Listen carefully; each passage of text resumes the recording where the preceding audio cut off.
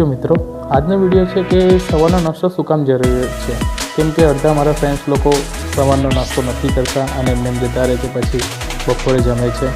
કેમ સવારનો નાસ્તો ખૂબ જરૂરી છે, જે મારા વિડીયો પછી તમને શેર કરશે. ડીડી ન્યૂઝ ગુજરાતી પર આ પોડકાસ્ટ હતો, જે હું એ જોયો અને મને ગમ્યો એટલે હું એ એડ કર્યો છે.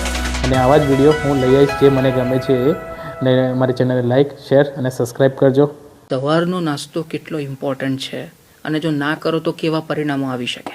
ખૂબ જ સરસ સવાલ છે. આ એક નહીં 2 પેપર છે અમારા.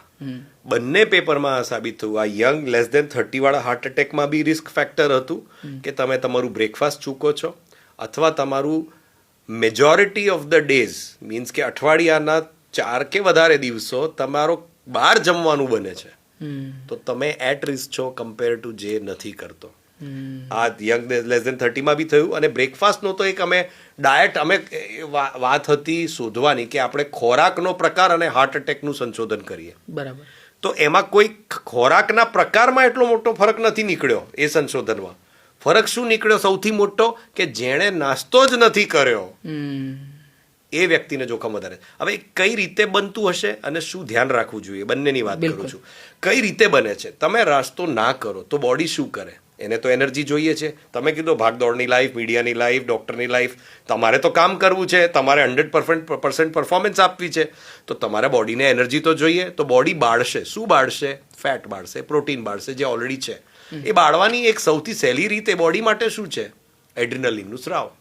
જે બી વસ્તુ તમારી બોડી આ થાકેલી ઘોડા પર મારેલી 2 ચાબુક છે. એડ્રિનલિન એટલે તમે દોડાવો છો જબરદસ્તી. એડ્રિનલિનનું તમે જ્યારે સ્રાવ કરો તો તમારી બોડીનું રિસ્પોન્સ એના માટે ઓક્સિજન કન્ઝમ્પશન હાર્ટનું વધારવું છે.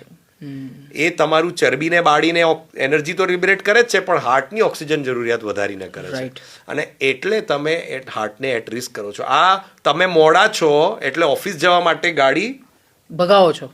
આ તમે જ્યારે બ્રેકફાસ્ટ સ્કીપ કરો છો ત્યારે કરો છો. એટલે A at risk of accident તો વધી જ જવાનું ને. રાઈટ.